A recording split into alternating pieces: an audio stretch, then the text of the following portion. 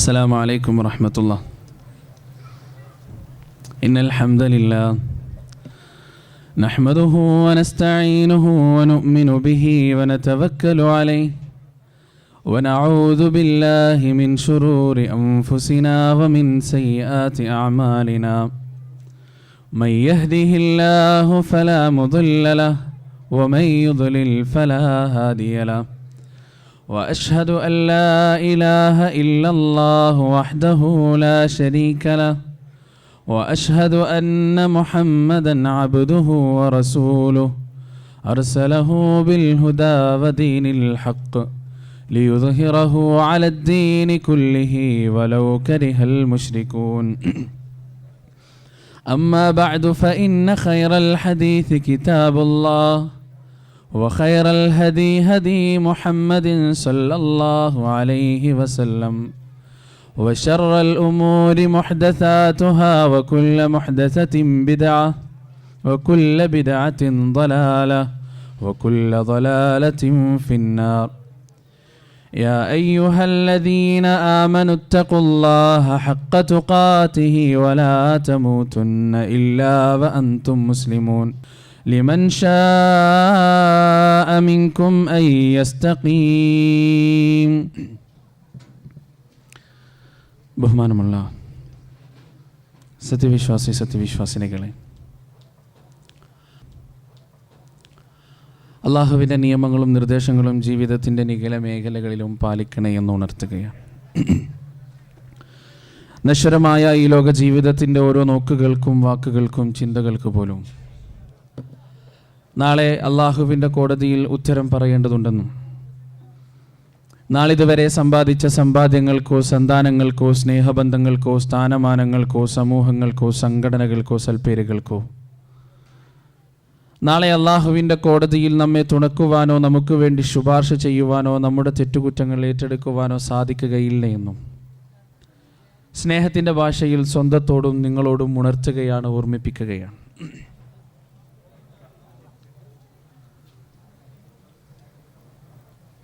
സഹോദരങ്ങളെ, അല്ലാഹു സുബ്ഹാനഹു വ തആല നയനാനന്ദകരമായ ഈ വിശ്വമഹാപ്രപഞ്ചത്തിൻ്റെ സൃഷ്ടിപ്പിൻ്റെ പിന്നിൽ എന്താണ് ലക്ഷ്യം വെച്ചത്? ഇവിടെ വിഷയം നിങ്ങൾ കേട്ടിട്ടുണ്ടാവും. എവിടേക്ക്, എന്തിന്, എവിടേക്കാണ് പോകുന്നത്, എന്തിനാണ് പോകുന്നത്? വല്ലാത്തൊരു വിഷയമാണല്ലേ. സത്യത്തിൽ അത് ഏതെങ്കിലും ഒരു പ്രവർത്തകൻ്റെ അല്ലെങ്കിൽ ഏതെങ്കിലും ഒരു കമ്മിറ്റി അംഗത്തിൻ്റെ അല്ലെങ്കിൽ ഏതെങ്കിലും ഒരു പ്രസിഡൻറ്റിൻ്റെ ചോദ്യമല്ല, മറിച്ച് ഖുർആൻ്റെ ചോദ്യമാണ്. സൂറത്ത് തക്വീറിലൂടെ അല്ലാഹു സുബ്ഹാനഹു വ തആല ചോദിക്കുന്ന ചോദ്യമാണത്. ഫഅൈന തദ്ഹബൂൻ, മനുഷ്യരോട് അല്ലാഹു ചോദിക്കാൻ, ഫഅൈന തദ്ഹബൂൻ, എങ്ങോട്ടാണോ പോകുന്നത്? ഇൻ ഹുവ ഇല്ലാ ദിക്റുൽ ലിൽ ആലമീൻ, നിശ്ചയം ഈ പരിശുദ്ധ ഖുർആൻ അത് ലോകർക്കുള്ള ഒരു ഉദ്ദീപനമാകുന്നു, ഉദ്ബോധനമാകുന്നു എന്ന് പരിശുദ്ധ ഖുർആൻ ഓർമ്മപ്പെടുത്തിയിട്ടുണ്ട്.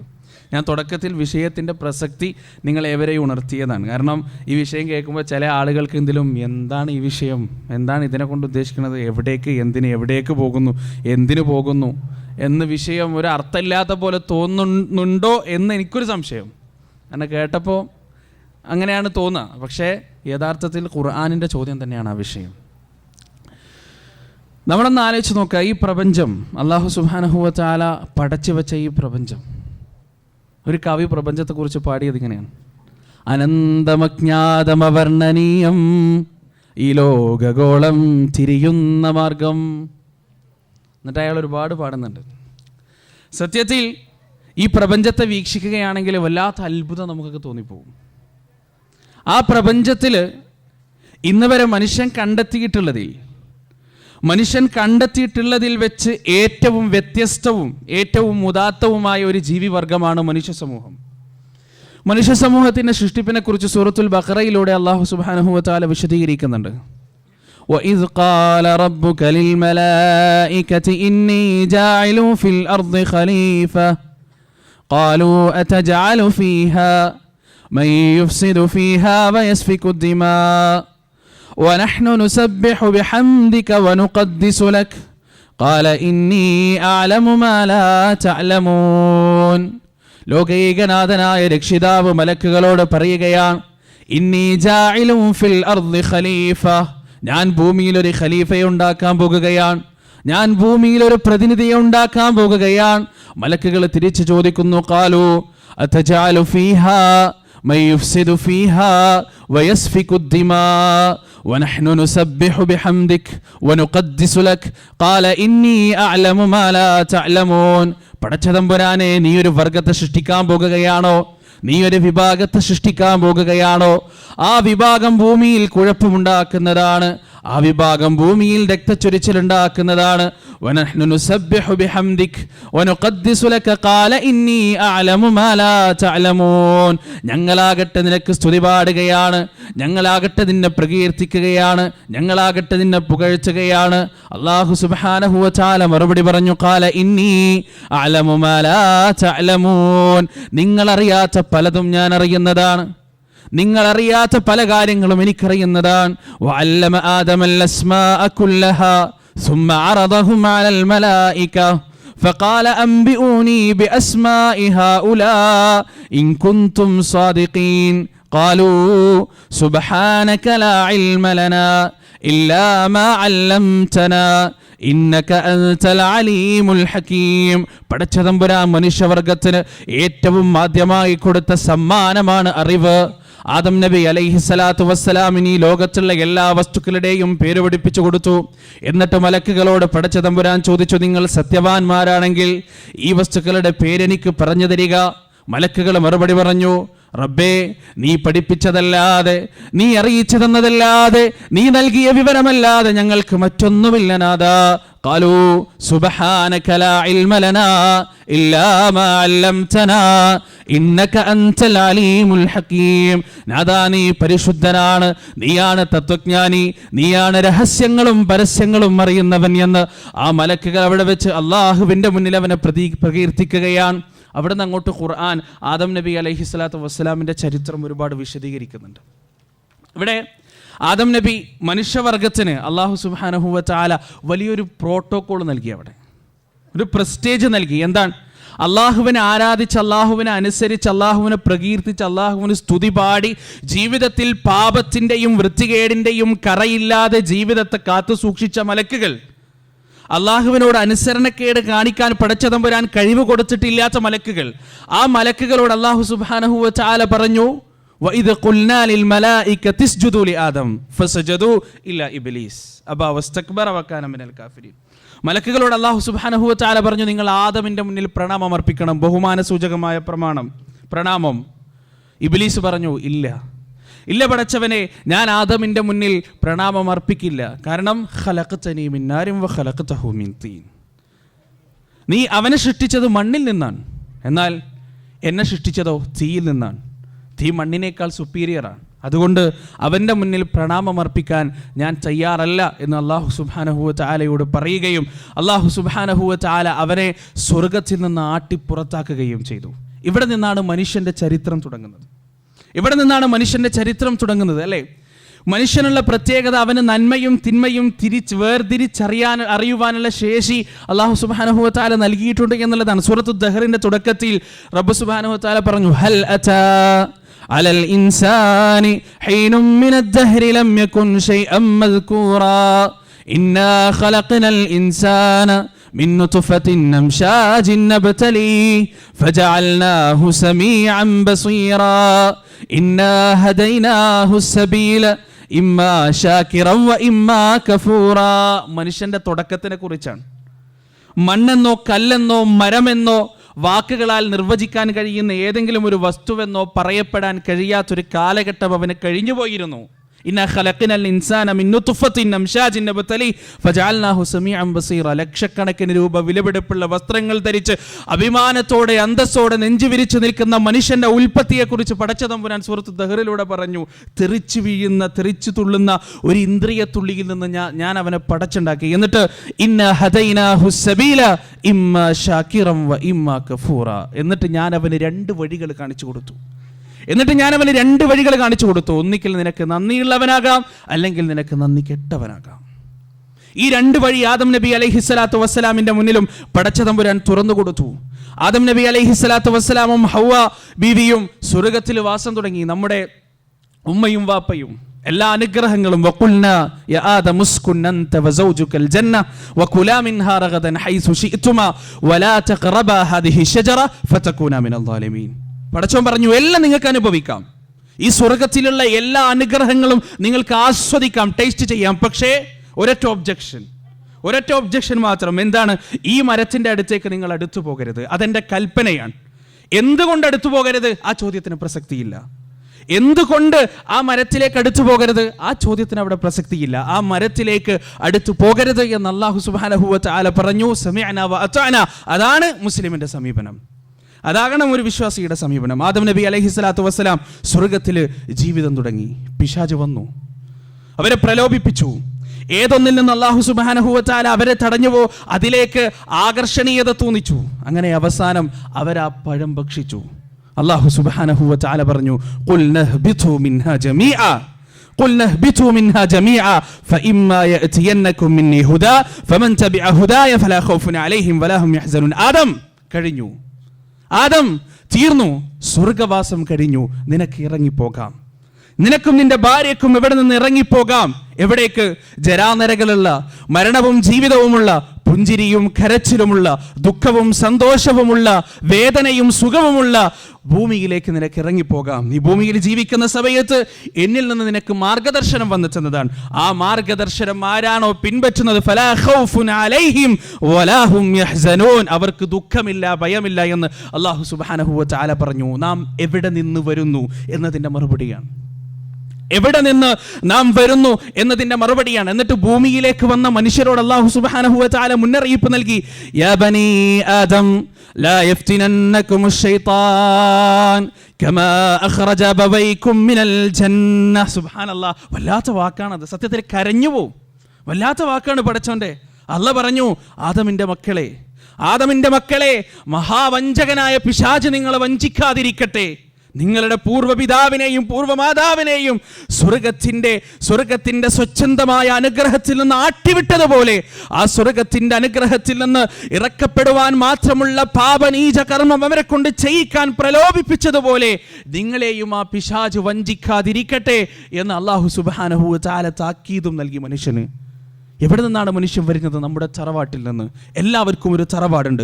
കറുത്തവനായാലും വെളുത്തവനായാലും അധികാരിയായാലും മദീനനായാലും കുബേരനായാലും ദരിദ്രനായാലും ഹിന്ദുവായാലും മുസ്ലിമായാലും ക്രിസ്ത്യാനിയായാലും സിഖുകാരനായാലും ജൈനമതക്കാരനായാലും ജൂതമതക്കാരനായാലും പണമുള്ളവനായാലും പ്രതാപമുള്ളവനായാലും മാവിജാത്യമില്ലാത്തവനായാലും ചെറ്റക്കുടിലിൽ ജനിച്ചവനായാലും മമ്പരചുംബിയിൽ ജീവിതം കഴിച്ചുകൂട്ടുന്നവനായാലും എല്ലാവരുടെയും തറവാട് ഒന്നാണ്. മനുഷ്യനായി ജനിച്ചിട്ടുണ്ടെങ്കിൽ, ആദമിന്റെ സന്തതിയായി ഭൂമിയിൽ ജനിച്ചു വീണ് 2 കാലിൽ നടക്കാനുള്ള പ്രാപ്തി അവന് നേടിക്കൊടുത്തിട്ടുണ്ടെങ്കിൽ അല്ലാഹ് തീർച്ചയായും അവന്റെ തറവാട് സ്വർഗം തന്നെയാണ്. ആ തറവാടിലേക്കാണ് നമ്മുടെ തിരിച്ചുപോക്ക്.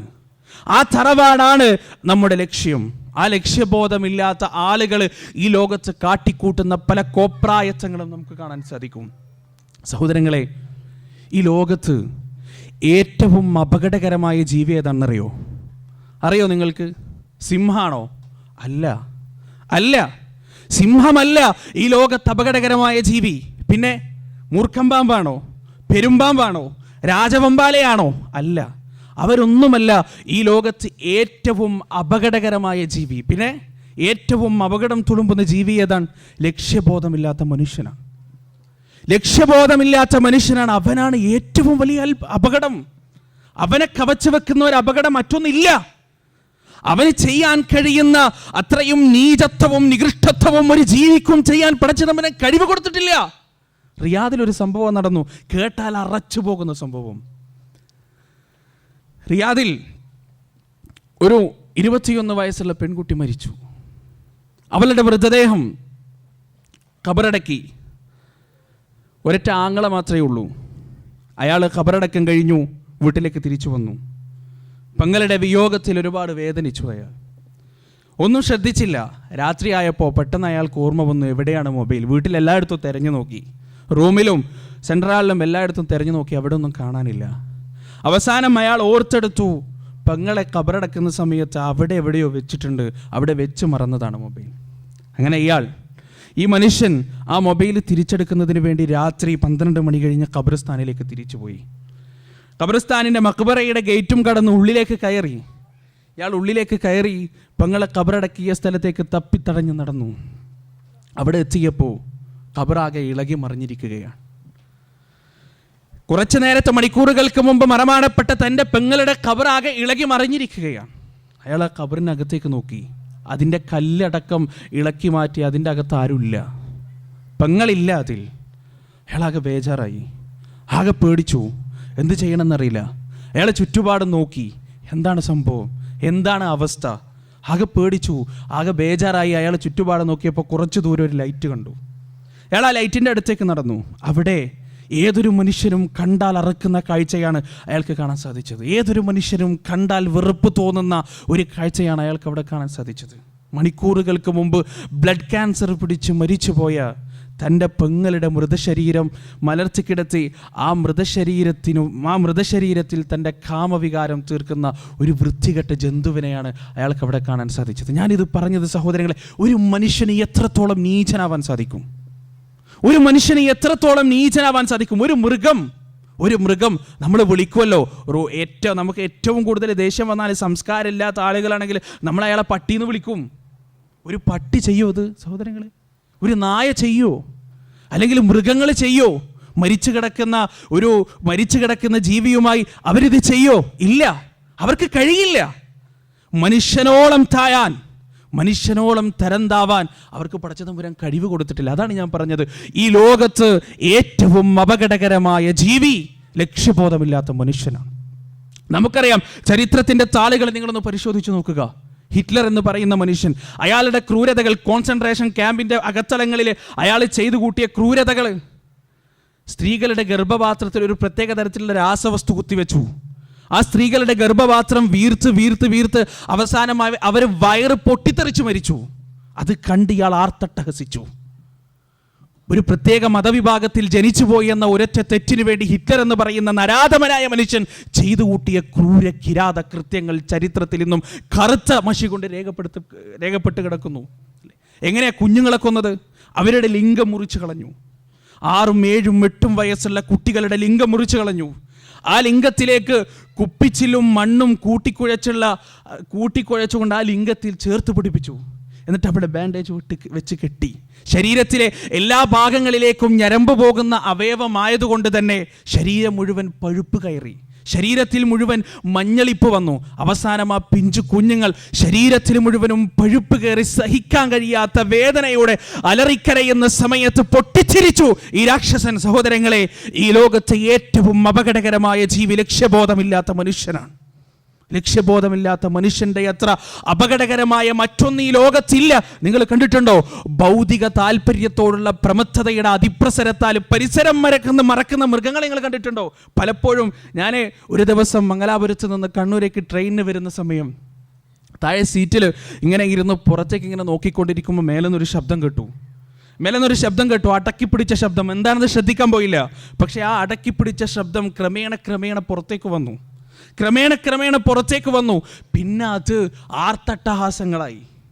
ആ കിന്നാരം, ആ കൊഞ്ചിക്കുഴയിൽ അവിടെയുള്ള എല്ലാവരുടെയും മുഖം താണു. സഹോദരങ്ങളെ, സത്യത്തിൽ നിങ്ങൾ കാണണം ആ രംഗം. നിങ്ങൾ കണ്ടിട്ടുണ്ടാകും നിങ്ങളുടെ ജീവിതത്തിലെ പല അവസരങ്ങളിലും.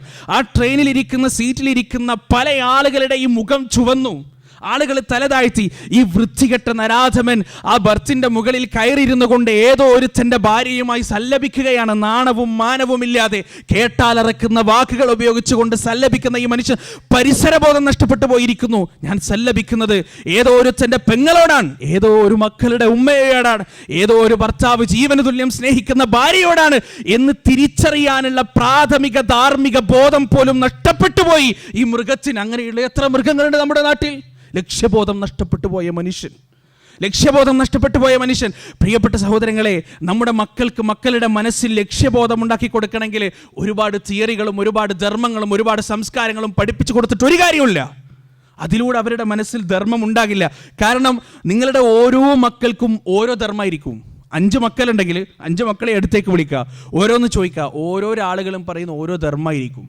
ബോംബെയുടെ ചുവന്ന തെരുവുകളിൽ മാംസം വിറ്റ് ജീവിച്ചിരുന്ന ഒരു വേശ്യ, ആ വേശ്യയോട് കുറച്ച് മാധ്യമപ്രവർത്തകർ ചെന്ന് ചോദിച്ചു, നിങ്ങൾക്ക് 2 പെൺമക്കളുണ്ടല്ലോ, ഈ 2 പെൺമക്കളെ ഏത് പ്രൊഫഷനിലേക്ക് വിടാനാണ് നിങ്ങൾ ആഗ്രഹിക്കുന്നത്? ഡോക്ടറോ, എഞ്ചിനീയറോ, IAS, IPS, പൈലറ്റോ, ഏത് പ്രൊഫഷനിലേക്കാണ് നിങ്ങളുടെ 2 പെൺമക്കളെ വിടാൻ നിങ്ങൾ ആഗ്രഹിക്കുന്നതെന്ന് ചോദിച്ചപ്പോൾ ആ സ്ത്രീ അഭിമാനത്തോടു കൂടി പറഞ്ഞു, ഞാൻ എൻ്റെ 2 പെൺമക്കളെയും വിടാൻ ആഗ്രഹിക്കുന്നത് ഏത് പ്രൊഫഷനിലാണോ ഞാനുള്ളത് ആ പ്രൊഫഷനിൽ തന്നെയാണ് എൻ്റെ മക്കളെയും ഞാൻ പറഞ്ഞു വിടുക. മാംസക്കച്ചവടത്തിൻ്റെ ചന്തയിലേക്ക് ഞാൻ എൻ്റെ മക്കളെ സന്തോഷവും ആനന്ദവും പൂർണ്ണം ഞാൻ അവരെ ആനയിക്കുമെന്ന് മാധ്യമപ്പടയോട് ഈ പെണ്ണ് പറഞ്ഞു. മാധ്യമക്കാർ തരിച്ചു നിന്നു. മാധ്യമക്കാർ തിരിച്ചു ചോദിച്ചു, എന്താ നിങ്ങൾ ഈ പറയുന്നത്? എന്താ പറയുന്നത്? നിങ്ങൾക്ക് സമുദായത്തിലുണ്ടായ ദുഷ്പേര് അത് അതുപോലെ തന്നെ ഈ മക്കളുടെ പേരിലും ചാർത്തടോ? ഒന്ന് മാറി ചിന്തിച്ചൂടെ? എന്തൊരു വൃത്തികെട്ട അമ്മയാണ് നിങ്ങൾ. ആ അമ്മ മറുപടി പറഞ്ഞു, നിങ്ങൾക്കറിയില്ലടോ, നിങ്ങൾക്കറിയില്ല ഞാൻ ഈ സമുദായത്തിൽ നിർവഹിക്കുന്ന ധാർമ്മിക ഉത്തരവാദിത്തത്തിൻ്റെ അളവ് നിങ്ങൾക്കറിയില്ല. കാരണം നിങ്ങൾക്കറിയോ, ഈ രാജ്യത്തുള്ള 95% വരുന്ന ചാരിത്രം സൂക്ഷിക്കാൻ ആഗ്രഹിക്കുന്ന പെൺമക്കളുടെ ചാരിത്ര സൂക്ഷിപ്പുകാരാണ് ഞങ്ങൾ. കടിച്ചു കീറാൻ വെമ്പൽ കൊള്ളുന്ന ചെന്നായ്ക്കളെ തളയിടാൻ, ആ ചെന്നായ്ക്കളുടെ കഴുത്തിൽ ചങ്ങലയിടാൻ, ആ ചെന്നായ്ക്കൾക്ക് അവരുടെ ആവശ്യം തീർക്കാൻ ഒരു പ്രത്യേക സ്ഥലം ഞങ്ങൾ ഒരുക്കിയിട്ടില്ലായിരുന്നെങ്കിൽ ആ ചെന്നായ്ക്കൾ നിങ്ങളുടെ പെങ്ങന്മാരുടെയും അമ്മമാരുടെയും മക്കളുടെയും ഭാര്യമാരുടെയും ശരീരത്ത് കയറി നിരങ്ങിയേനെ. അതുകൊണ്ട് ഈ രാജ്യത്ത് ചാരിത്രം അനുഭവിക്കുന്ന ഓരോ സ്ത്രീയുടെയും ചാരിത്ര ശുദ്ധി ഞങ്ങളുടെ ഔദാര്യമാണ് എന്ന് ആ സ്ത്രീ പറഞ്ഞു. ശരിയല്ലേ? ആ സ്ത്രീയുടെ വർത്തമാനത്തിൽ അത് ശരിയല്ലേ സഹോദരങ്ങളെ? പക്ഷെ നമ്മൾ അംഗീകരിക്കോ? നമ്മുടെ മക്കള് നമ്മോട് വന്നിട്ട് പറയാണ്, ഉപ്പ എനിക്ക് വേശ്യാവണം. കാരണം എന്താ മോളെ? സമൂഹത്തിൽ ബാക്കിയുള്ള ആളുകളുടെ ചാരിത്ര ശുദ്ധിക്ക് വേണ്ടി എനിക്ക് പടമൊരുതണം. എൻ്റെ ശരീരം പണയം വെച്ചിട്ടാണെങ്കിൽ അങ്ങനെ, എൻ്റെ അഭിമാനം പണയം വെച്ചിട്ടാണെങ്കിൽ അങ്ങനെ എന്ന് എൻ്റെ പെങ്ങളോ എൻ്റെ ഭാര്യയോ എൻ്റെ മക്കളോ എന്നോട് വന്ന് പറഞ്ഞാലും മറുപടി എന്തായിരിക്കും? വായ കൊണ്ട് മറുപടി പറയാൻ മാത്രം വിട്ടിട്ടുള്ള ആരെങ്കിലും ഈ കൂട്ടത്തിലുണ്ടോ? കൈ കൊണ്ടല്ലാതെ നമുക്ക് മറുപടി പറയാൻ കഴിയില്ല അതിന്, അല്ലേ? പ്രിയപ്പെട്ട സഹോദരങ്ങളെ, അതിൻ്റെ ഞാൻ ഈ പറഞ്ഞു വരുന്നത്, ഓരോ മനുഷ്യനും ഓരോ ധർമ്മമുണ്ട്. ഓരോ മനുഷ്യനും ധർമ്മമൊന്ന് മനസ്സിലാക്കി വെച്ച ഒരു കാര്യമുണ്ട്. അതുപോലെ നമ്മുടെ മക്കളും അവരുടെ വിവിധ സാഹചര്യങ്ങളിൽ നിന്നും കൂട്ടുകെട്ടുകളിൽ നിന്നും അവർ പഠിച്ചു മനസ്സിലാക്കിയ ഒരു ധർമ്മമുണ്ട്. ആ ധർമ്മത്തിനനുസരിച്ച് അവരെ നീങ്ങാൻ സമ്മതിച്ചാൽ, ആ ധർമ്മത്തിനനുസരിച്ച് അവരെ സഞ്ചരിക്കാൻ സമ്മതിച്ചാൽ, 18, 19, 20 വയസ്സാകുമ്പോൾ രാത്രി 2 മണിക്കും 3 മണിക്കും പുതപ്പിന്റെ ഉള്ളിൽ നിന്ന് കുണുകുണു കുണുകുണു കുണുകുണു എന്നുള്ള ശബ്ദം കേൾക്കാം. ആ സമയത്ത് പരാതി പറഞ്ഞിട്ട് യാതൊരു കാര്യം ഉണ്ടാവില്ല. ഇന്നത്തെ യുവാക്കൾ എത്ര 5%, 6% ബാക്കിയുണ്ടാകും ഇത്തരത്തിലുള്ള പേക്കൂത്തുകളിൽ ഏർപ്പെടാത്ത യുവാക്കൾ. വല്ലാത്ത വിറ്റാണ് കേൾക്കുമ്പോൾ, വല്ലാത്ത വിറ്റാണ്. ചില യുവാക്കൾ എന്താ പറയാ, ഫ്രണ്ട്ഷിപ്പാണ്, ഞങ്ങൾ ബെസ്റ്റ് ഫ്രണ്ട്സാണ്, ബെസ്റ്റീസാണ്, അല്ലാതെ വേറൊന്നുമല്ല എന്നൊക്കെയാണ് പറയുക. എന്നിട്ടോ വിളിച്ചു കഴിഞ്ഞാൽ 2-3 മണിക്കൂർ സംസാരം, 4-5 മണിക്കൂർ സംസാരം. എന്നിട്ട് എത്രത്തോളം അറിയും? മതത്തിൻ്റെ പേരിൽ വളക്കുക പെണ്ണിനെ, മതത്തിൻ്റെ പേരിൽ പെണ്ണിനെ വളയ്ക്കുക. നിങ്ങൾ ആലോചിച്ചിട്ടുണ്ടോ? ഒരു പെണ്ണ് തട്ടിടാതെ ഫേസ്ബുക്കിൽ, ഞാൻ കണ്ടിട്ടുണ്ട് കുറേ ആളുകൾ അങ്ങനെ തട്ടിടാതെ ഫേസ്ബുക്കിൽ ഇങ്ങനെ ഒരു പ്രൊഫൈൽ പിക്ചർ ഇട്ടിട്ടുണ്ടെങ്കിൽ ആ പെണ്ണിന് പേഴ്സണൽ മെസ്സേജ് അയക്കാം, നിങ്ങൾക്ക് തട്ടിട്ടൂടെ? തട്ടിടാൻ ആഗ്രഹം ഉണ്ടായിട്ടാ? ഇസ്ലാമിനോട് സ്നേഹം ഉണ്ടായിട്ടാ? അല്ല, ചൂണ്ടയിടാണ്. നിങ്ങൾക്ക് തട്ടിട്ടൂടെ? എന്താ തട്ടിടണം? എന്തിനാ? അങ്ങനെ സംസാരിച്ച് ട്രാക്കിൽ കയറി അവസാനം എവിടെ വരെ എത്തുന്നറിയോ? ഇവനെ തഹജ്ജുദിന് ആ പെണ്ണ് വിളിക്കും, തഹജ്ജുദിന് ഇവൻ ആ പെണ്ണ് വിളിച്ചുണർത്തും. ഹേയ്, തഹജ്ജുദിന് വേറെ ആരെങ്കിലും വിളിച്ചിട്ടുണ്ടെങ്കിൽ വിവരം അറിയും, പുളിച്ചെറിയായിരിക്കും കേൾക്കുക. നിങ്ങളുടെ മക്കളൊന്ന് തഹജ്ജുദിന് വിളിച്ചു നോക്ക്. ഇവിടെ വിളിച്ചാലോ ഫോൺ എടുത്തിട്ടാ ഞാൻ ഇപ്പം എണീക്കും എന്ന് പറഞ്ഞിട്ട് ഫോൺ അവിടെ വെക്കും. ഇത്തരത്തിൽ മതത്തിന് വരെ, ഖുർആനിനെ വരെ, ഹദീസിനെ വരെ പ്രേമിക്കാനും വൃത്തികെട്ട കാര്യങ്ങൾക്കും വേണ്ടി ഉപയോഗിക്കും. ഇത് മാതാപിതാക്കളോട് പറഞ്ഞാലുള്ള അവസ്ഥകൾ കണ്ടിട്ടുണ്ടോ? ഇത് മാതാപിതാക്കളോട് പറഞ്ഞാലുള്ള അവസ്ഥ എന്താണ്? അവർ വിശ്വസിക്കില്ല. എൻ്റെ മോൻ എല്ലാം തികഞ്ഞവനാണ്, എൻ്റെ മോൻ നല്ലോനാണ്, ഓ നിസ്കരിക്കുന്നവനാണ്, ഓൻ എപ്പോഴും ഖുർആനാണ് കേൾക്കുക.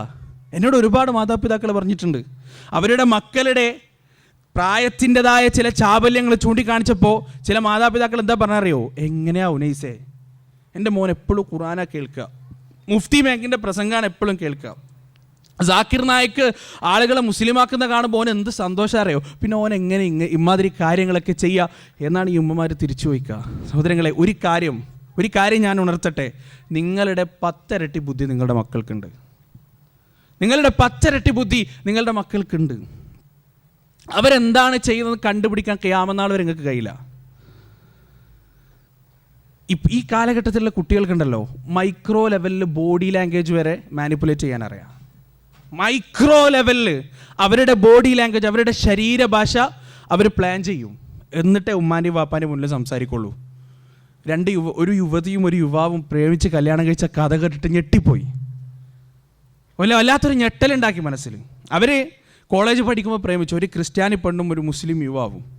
ഇവർ രണ്ടുപേരും പ്രേമിച്ചു. അവസാനം വീട്ടുകാരറിഞ്ഞു, രണ്ടുപേരെയും വേറെ വേറെ ആക്കി. സമ്മതിച്ചില്ല, വീട്ടുകാരെ സമ്മതിച്ചില്ല. അങ്ങനെ രണ്ടുപേരെയും വേറെ വേറെ ആക്കി. പിന്നെ പെണ്ണ് സൗദി അറേബ്യയിലേക്ക്, തബൂക്ക് എന്ന് പറയുന്ന പ്രദേശം, ആ പ്രദേശത്തേക്ക് പെണ്ണ് ചെന്നു. അവിടെ പിന്നെ നല്ല അത്യാവശ്യം മിനിസ്ട്രിയിൽ നല്ലൊരു ജോലി കിട്ടി, നല്ലൊരു പാകത്തിലായി. കുറച്ച് കഴിഞ്ഞപ്പോൾ ഈ യുവാവും അങ്ങോട്ടേക്ക് ചെന്നു, തബൂക്കിലേക്ക് ചെന്നു. എന്നിട്ട് അവിടെ നിന്ന് ഇവർ കണ്ടു, ഇവർ തമ്മിൽ കല്യാണം കഴിച്ചു. നിങ്ങൾ ഈ പറയുന്ന കാര്യം ശരിക്കും മനസ്സിലാക്കണം കേട്ടോ. അവിടെ നിന്ന് ഇവർ കല്യാണം കഴിച്ചു. കല്യാണം കഴിച്ച് അവരൊന്നിച്ച് ജീവിച്ചു. എന്നിട്ട് ഇവർ നാട്ടിലേക്ക് വന്നു. എയർപോർട്ട് വരെ കൈകോർത്ത് പിടിച്ച് ഇവർ വന്നു. എന്നിട്ട് അവർ രണ്ടുപേരും, പിന്നെ പെണ്ണിൻ്റെ വീട്ടിലേക്കും പോയി, ആണിൻ്റെ വീട്ടിലേക്കും പോയി. ഒരു മാസം വീട്ടിൽ നിന്നു. വീണ്ടും തിരിച്ച് സൗദി അറേബ്യയിലേക്ക് പറഞ്ഞു. വീണ്ടും തിരിച്ച് അവിടേക്ക് പോയി. അവിടുന്ന് വീണ്ടും ഒന്നിച്ചു. ഈ പെണ്ണിന് ഗർഭമായി, പ്രഗ്നൻ്റ് ആയ സമയത്ത് ഇവർ രണ്ടുപേരും നാട്ടിലേക്ക് വന്നു. എയർപോർട്ട് വരെ ഒന്നിച്ചു വന്നു. എയർപോർട്ടിൽ നിന്ന് രണ്ടാളും പിരിഞ്ഞു. അവൾ അവളുടെ വീട്ടിൽ പോയി, ഇവൻ്റെ വീട്ടിൽ പോയി. ഈ സമയത്തൊന്നും വീട്ടുകാരറിയണില്ല. ഇവൾ ഗർഭം ധരിച്ച് ഒരു മാസത്തോളം വീട്ടിൽ നിന്നു, വീട്ടുകാരറിഞ്ഞിട്ടില്ല. വീണ്ടും ഇവർ തിരിച്ചു വന്നു. ആ സമയത്ത് ആൺകുട്ടിയുടെ വീട്ടുകാരറിഞ്ഞു.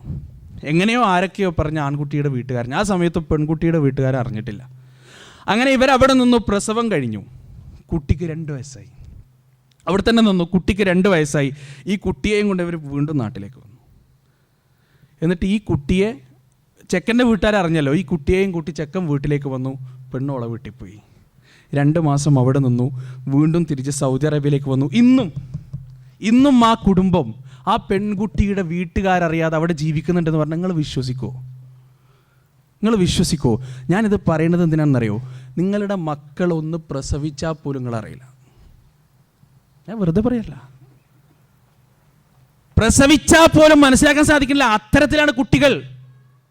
അങ്ങനെയാണ് കുട്ടികൾ. കാലഘട്ടത്തിൻ്റെ പോക്ക് അങ്ങനെയാണ്. ഇതൊന്നും അറിയാതെ, ഇതൊന്നും ആലോചിച്ച് നോക്ക്. പ്രസവിച്ചാൽ സാധാരണ സ്വാഭാവികമായി ശരീരത്തിൽ വരേണ്ട മാറ്റങ്ങളെങ്കിലും കണ്ടിട്ട് മനസ്സിലാക്കണ്ടേ? അതുവരെ മനസ്സിലായിട്ടില്ല. മനസ്സിലാക്കാൻ സാധ്യമല്ല. അത്രത്തോളം കണ്ണിങ് ആണ് ഇന്നിൻ്റെ കാലഘട്ടത്തിലുള്ള കുട്ടികൾ. അതുകൊണ്ട് പൊന്നുമ്മ, പൊന്നുവാപ്പ, മക്കളെ അമിതമായി വിശ്വസിച്ച് നാശാക്കരുത്. കാരണം പടച്ച തമ്പുരാൻ്റെ കോടതിയിൽ അവരെക്കുറിച്ച് നിങ്ങൾക്ക് ഉത്തരം പറയേണ്ടി വരും. അവരുടെ മനസ്സിൽ ലക്ഷ്യബോധം ഉണ്ടാക്കി കൊടുക്കണം. സാധാരണയായി ഉമ്മമാർക്കുള്ളൊരു ടെൻഡൻസി എന്താ അറിയോ? മക്കൾ എന്ത് ചെയ്താലും അതിനെ ന്യായീകരിക്കുക. മക്കൾ എന്ത് ചെയ്താലും. എൻ്റെ ഒരു സുഹൃത്ത് എന്നോട് പറഞ്ഞൊരു സംഭവം ഞാൻ ഓർത്തു പോവുകയാണ്. അദ്ദേഹത്തിൻ്റെ നാട്ടിൽ കഞ്ചാവിനും കള്ളിനും അടിമപ്പെട്ടൊരു മനുഷ്യനിങ്ങനെ ജീവിക്കാൻ. നാട്ടുകാർക്ക് മുഴുവനും അയാളെ വെറുപ്പാൻ. ഏത് സമയത്താണ് അയാൾക്ക് ഹാലളുക എന്ന് പറയാൻ പറ്റില്ല. അയാൾ കഞ്ചാവ് അടിച്ച് ഏത് സമയത്താണ് അയാൾക്ക് പിരിയളക എന്ന് പറയാൻ പറ്റില്ല. ഏത് സമയത്തും അയാൾ ആരുടെ കുരളും കയറി പിടിച്ചു കഴിഞ്ഞാൽ ഇളക്കില്ല. ഒരു 5-10 ആൾ വന്നാലും അയാൾ കഴുത്ത് വിടില്ല. അങ്ങനെ ഈ പറയുന്ന സുഹൃത്ത് അയാൾ ഓട്ടോ ഓടിക്കുന്ന സമയത്ത് ഈ പറയുന്ന സുഹൃത്ത് അയാളുടെ ഓട്ടോറിക്ഷയിൽ കയറി. അയാളുടെ കൂടെ യാത്ര ചെയ്തു. പെട്ടെന്ന് ഓട്ടോറിക്ഷൻ്റെ പിറകിൽ നിന്ന് ഇയാൾ പുറത്തേക്ക് എന്തോ തുപ്പങ്ങനെ ചെയ്തു. ഈ ചെങ്ങായി ഓട്ടോ സൈഡിൽ നിർത്തി പുളിച്ച തെറി വിളിച്ചിറങ്ങി വന്നു. ഇയാളുടെ കഴുത്താണെന്ന് വിചാരിച്ച് ഓട്ടോറിക്ഷയ്ക്ക് ഒരു പിടുത്തം പിടിച്ചു. ഓട്ടോറിക്ഷൻ്റെ കമ്പിക്കൊരു പിടുത്തം പിടിച്ചു. ഒരുപാട് നേരം പിടിച്ചു. മുഖമൊക്കെ ഇങ്ങനെ ചുവന്നു വന്നു, കൈയൊക്കെ ഇങ്ങനെ ചുവന്നു വന്നു. അവസാനം തളർന്ന് ഇയാളത് ഓട്ടോ ഇളക്കി. ഇയാൾക്ക് സ്വബോധം തിരിച്ചു വന്നു. എന്താ സംഭവിച്ചൊന്നും അറിയില്ല. ഒരു റമദാനിൽ ഈ മനുഷ്യൻ കള്ളി ഷാപ്പിൽ പോയി. റമദാൻ തുടങ്ങുന്ന അന്ന് കള്ളി ഷാപ്പിൽ പോയി. അവിടുന്ന് കത്തിക്കുത്തുണ്ടായി. ഒരാളെ കൊന്നു, ജയിലിലും പോയി. ഇങ്ങനെയുള്ള ആളുകളുടെ പര്യവസാനം ഇങ്ങനെയാണല്ലോ. കൊന്ന് ജയിലിലേക്കും പോയി. ജയിലിൽ പോയി ഇയാൾ ലഹരി ഉപയോഗിച്ച കാരണമുള്ള കൊലയാണല്ലോ. അതുപോലെ ഇയാൾക്ക് തലക്ക് പ്രശ്നമുണ്ട്. അതുകൊണ്ട് ഒരുപാട് വർഷം തടവ് അനുഭവിച്ച അവസാനം ഇയാൾ നാട്ടിലേക്ക് തിരിച്ചു വന്ന് ഇയാൾ അവിടെ വണ്ടി ഇറങ്ങുമ്പോൾ നാട്ടുകാർ മുഴുവനും ഇങ്ങനെ ഉറ്റുനോക്കുക. ആരും ഇയാൾ അടുപ്പിക്കുന്നില്ല. ആരും ഇയാളുടെ അടുത്തേക്ക് പോകാൻ തയ്യാറല്ല. ആരും ഇയാളോട് സംസാരിക്കാൻ തയ്യാറല്ല. ആരും ഇയാളോട് സലാം പറയാനും ഇയാളുടെ അടുത്ത് പോയി ഒന്നും മുണ്ടാനും അയാളുടെ മുഖത്ത് നോക്കാനും തയ്യാറല്ല. എല്ലാവർക്കും പേടിയാണ്, ഭയമാണ്. ആ സമയത്തും ആ മനുഷ്യൻ്റെ ഉമ്മ ഓടിച്ചെന്ന് അയാളെ കെട്ടിപ്പിടിച്ചു. എന്നിട്ട് എന്നിട്ടും ആ ഉമ്മ ആ സഹോദരനോട് പറയുന്നു, ആ ഉമ്മ അയാളാണ് കൊന്നത് എന്ന് വിശ്വസിച്ചിട്ടില്ല അത്രേ. എൻ്റെ മോൻ അങ്ങനെ ചെയ്യൂല. ആ കള്ളുഷാപ്പിലെ കുത്തുകൊണ്ട ചെങ്ങായി വല്ലതും ക്രമക്കേട് കാണിച്ചിട്ടുണ്ടാവും, അതുകൊണ്ട് മാത്രമാണ്, അല്ലാതെ എൻ്റെ മോൻ അങ്ങനെ ചെയ്യൂല എന്നാണ് ആ മാതാവ് ആ സമയത്തും പറയണത്. സഹോദരങ്ങളെ, ഒന്ന് ആലോചിച്ച് നോക്ക്. ഒരു ഉമ്മയുടെ ഒരു മനഃശാസ്ത്രമാണ്, ബയോളജിക്കലി പടച്ച തമ്പുരാൻ നിർണയിച്ചു വെച്ച സംവിധാനിച്ചു വെച്ചൊരു സംവിധാനമാണത്. പക്ഷേ ഉമ്മമാരെ, നിങ്ങൾ മനസ്സിലാക്കേണ്ടത്, ആ സംവിധാനത്തെ ആവശ്യമില്ലാത്ത സ്ഥലത്ത് നിങ്ങളുടെ മക്കളുടെ ലക്ഷ്യബോധത്തെ തകർക്കാൻ നിങ്ങൾ ഉപയോഗിച്ചാൽ അതിൻ്റെ പരിണിത ഫലം ദുരന്തമായിരിക്കും. ദുരന്തപൂർണമായ ഒരു ജീവിതത്തിലേക്കായിരിക്കും നിങ്ങളുടെ മക്കൾ കാലെടുത്ത് വെക്കുക. അതുകൊണ്ട് സ്നേഹം വേണം മക്കളോട് വാത്സല്യം വേണം, അവരെ താലോലിക്കും വേണം. പക്ഷേ ഇത്തരത്തിലുള്ള അന്ധമായ വിശ്വാസം അവരെ ചെന്നെത്തിക്കുക തീർച്ചയായും വല്ലാത്തൊരു കുഴിയിലേക്ക് തന്നെയായിരിക്കും. അപ്പോൾ എത്തരത്തിലാണ് മക്കൾക്ക് ധർമ്മബോധം നൽകേണ്ടത്? അതാണ് അല്ലാഹു സുബ്ഹാനഹു വ തആല ഖുർആനിലൂടെയും ഹദീസിലൂടെയും നമുക്ക് പഠിപ്പിച്ചു തന്നത്. നബി സല്ലല്ലാഹു അലൈഹി വസല്ലം പറഞ്ഞല്ലോ, തറക്തു ഫീകും അംറൈൻ ലൻ തദില്ലു മാ തമസ്സക്തും ബിഹിമാ കിതാബുല്ലാഹി വസുന്നത്തു റസൂലിഹി. രണ്ട് കാര്യങ്ങൾ ഞാൻ ഇവിടെ ഉപേക്ഷിച്ചു പോകുന്നുണ്ട്. ആ കാര്യങ്ങൾ നിങ്ങൾ ഏത് കാലഘട്ടം വരെ മുറുകെ പിടിക്കുന്നുവോ ആ കാലഘട്ടം വരെ നിങ്ങൾ വഴിപിഴച്ചു പോകില്ല എന്ന് പ്രവാചകൻ സല്ലല്ലാഹു അലൈഹി വസല്ലമയുടെ വാക്കാണ്. പിഴച്ചു പോകില്ല. അത് മുറുകെ പിടിക്കാൻ നാം തയ്യാറാകണം. നമ്മുടെ മക്കൾക്ക് പുറമെ നിന്നുള്ള ധാർമ്മിക ബോധമല്ല മനസ്സിലേക്ക് ഇട്ടുകൊടുക്കേണ്ടത്. പിന്നെ ഈ ഖുർആൻ പഠിപ്പിച്ചു തന്ന ധാർമ്മിക ബോധമാണ് നമ്മുടെ മക്കളുടെ മനസ്സിലേക്ക് ഇട്ടുകൊടുക്കേണ്ടത്. അവരുടെ മനസ്സിൽ മരണത്തെക്കുറിച്ചുള്ള ചിന്തയുണ്ടാക്കി കൊടുക്കണം. അവരുടെ മനസ്സിൽ ഖുർആൻ പഠിപ്പിക്കുന്ന ആശയങ്ങളും ആദർശങ്ങളും അവരുടെ മനസ്സിൽ രൂഢമൂലമാകണം. എത്ര മോശമായാലും, എത്ര വടക്കായാലും, എത്ര താന്തോന്നിയായാലും സഹോദരങ്ങളെ, ഖുർആൻ പഠിച്ചാൽ ഖുർആനിൻ്റെ ആയത്തുകളിലൂടെ മാറ്റം വരാത്തൊരു ജീവിതമില്ല എന്നുള്ളതാണ് സത്യം. ചരിത്ര ഗ്രന്ഥങ്ങൾ അതിന് സാക്ഷ്യം വഹിക്കുന്നു. എന്തൊക്കെ മാറ്റങ്ങൾ പരിശുദ്ധ ഖുർആൻ ഉണ്ടാക്കിയിട്ടുണ്ട്. പരിശുദ്ധ ഖുർആൻ ഉണ്ടാക്കിയതുപോലെ ഒരു മാറ്റം ചരിത്രത്തിൽ തുല്യമായി മറ്റേത് ഗ്രന്ഥമാണ് ഉണ്ടാക്കിയിട്ടുള്ളത്? മറ്റേത് ആശയമാണ്, മറ്റേത് ആദർശമാണ് ഉണ്ടാക്കിയിട്ടുള്ളത്? പരിശുദ്ധ ഖുർആൻ പഠിപ്പിക്കുന്നതിനോടൊപ്പം ആ ഖുർആൻ ആവർത്തിച്ച് ഊന്നൽ നൽകിയ മരണത്തെക്കുറിച്ച് ഓർമ്മിപ്പിക്കാൻ തയ്യാറാകണം. ആ മരണത്തെക്കുറിച്ചുള്ള ഒരു ബോധം നമ്മുടെ മക്കളുടെ മനസ്സിലുണ്ടാവണം. അങ്ങനെ ഒരു ബോധം നമ്മുടെ മക്കളുടെ മനസ്സിലുണ്ടാവണമെങ്കിൽ ആദ്യം നമ്മുടെ മനസ്സിൽ അതുണ്ടാവണം. നമ്മുടെ മനസ്സിൽ അങ്ങനെയുള്ളൊരു ബോധമുണ്ടാകണം, അല്ലേ? ഖുർആനിൽ എത്ര സ്ഥലങ്ങളിലാണ് അല്ലാഹു സുബ്ഹാനഹു വ തആല മരണത്തെക്കുറിച്ച് നമ്മോട് പറഞ്ഞിരിക്കുന്നത്. എത്ര സുന്ദരമായിട്ടാണ് പടച്ച തമ്പുരാൻ മരണത്തെക്കുറിച്ച് നമ്മോട് വിശദീകരിച്ചു തന്നിരിക്കുന്നത്. അല്ലാഹ് പറയാൻ, വമാ തദ്രീ നഫ്സും മാദാ തക്സിബു ഗദാ വമാ തദ്രീ നഫ്സും ബിഅയ്യി അർദിൻ തമൂത്.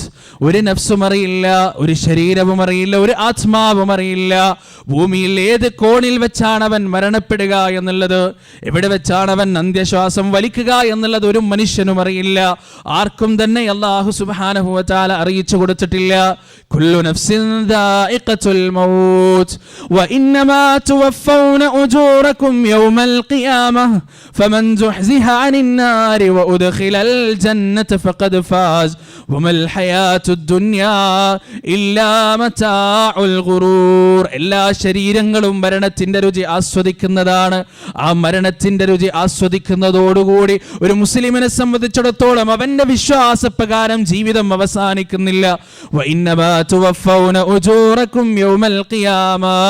ആ മരണത്തിന് ശേഷമുള്ള ജീവിതത്തിലാണ് എന്താണോ അവൻ പ്രവർത്തിച്ച നന്മ അതിന് പ്രതിഫലം നൽകപ്പെടുന്നത്, എന്താണോ അവൻ പ്രവർത്തിച്ച തിന്മ അതിന് ശിക്ഷ നൽകപ്പെടുന്നത്. ഫമൻ സുഹ്സിഹ അനിൻ നാർ വഉദ്ഖിലൽ ജന്നത ഫഖദ് ഫാസ്. ആരാണോ നരകത്തിന്റെ ഭീകരമായ അഗ്നിയിൽ നിന്ന് മോചനം നൽകപ്പെടുന്നത്, ആർക്കാണ് സ്വർഗപ്രവേശനം നൽകപ്പെടുന്നത്, ഫഖദ് ഫാസ്, അവനാകുന്നു വിജയി. വമൽ ഹയാത്തുദ് ദുനിയാ ഇല്ലാ മതാഉൽ ഗുറൂർ. ഈ ലോകത്തെ ജീവിതം എന്ന് പറയുന്നത് വഞ്ചനയുടെ വിഭവം മാത്രമാണ്, ചതിയുടെ വിഭവം മാത്രമാണ്. കം തറകൂ മിൻ ജന്നാതിൻ വഉയൂൻ വസുറൂഇൻ വമഖാമിൻ കരീം വനഅമതിൻ കാനൂ ഫീഹാ ഫാകിഹീൻ. ആഡംബരത്തിന്റെ സുഖലോലുപതയിൽ കഴിഞ്ഞുപോയ എത്രയെത്ര രാജാക്കന്മാരാണ്, എത്രയെത്ര അധികാരികളാണ്, എത്രയെത്ര പണക്കാരാണ്, എത്രയെത്ര കുബേരന്മാരാണ്. അവർ വിട്ടുപോയത് എന്ത് നല്ല തോട്ടങ്ങളായിരുന്നു, എന്ത് നല്ല അമ്പരചുംബികളായിരുന്നു. കാലങ്ങളുടെ അധ്വാനം കൊണ്ട് ഞാൻ പടുത്തുയർത്തിയ, വർഷങ്ങളോളം ഗൾഫിൽ പണിയെടുത്തുകൊണ്ട് ഞാൻ പടുത്തുയർത്തിയ എൻ്റെ വീട്ടിൽ എനിക്ക് താമസിക്കാൻ കഴിയുമെന്ന് ഈ ലോകത്ത് പടച്ച തമ്പുരാൻ ഒരു മനുഷ്യനും ഉറപ്പ് കൊടുത്തിട്ടില്ല.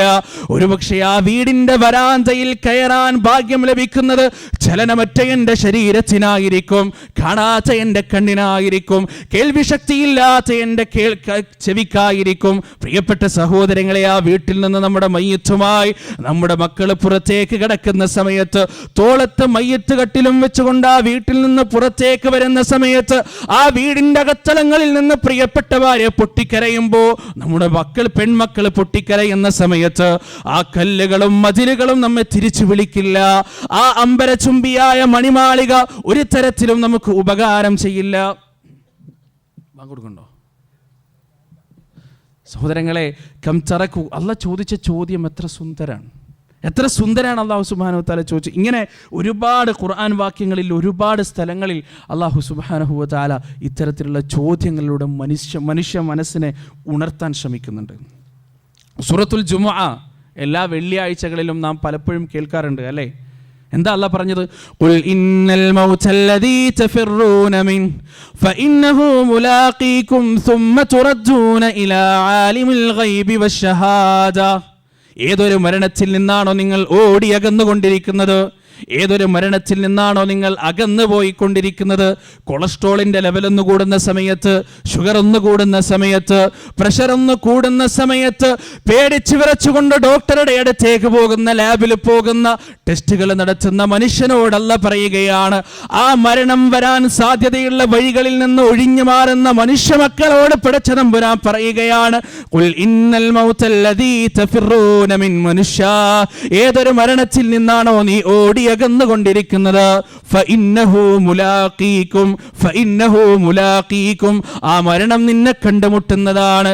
അതൊരു പക്ഷെ നിന്റെ മണിയറയിൽ വെച്ചാകാം, അതൊരു പക്ഷെ നിന്റെ കുടിയലിന്റെ ദിവസത്തിലാകാം, അതൊരു പക്ഷെ നിന്റെ വിവാഹത്തിന്റെ ദിവസമാകാം, അതൊരു പക്ഷെ നീ നിന്റെ മകളെ മറ്റൊരുവന്റെ കൈപിടിച്ചേൽപ്പിക്കുന്ന ആനന്ദകരമായ മുഹൂർത്തത്തിലാകാം, അതൊരു പക്ഷെ നീ നിന്റെ ജീവിതത്തിൽ ഒരുപാട് പ്രതീക്ഷിച്ച, ആശിച്ച, പ്രത്യാശിച്ചൊരു വേളയിലാകാം, അതൊരു പക്ഷെ നീ ഒരിക്കലും പ്രതീക്ഷിക്കാത്ത പൂർണ്ണ ആരോഗ്യവാനായി നിൽക്കുന്ന സമയത്താകാം.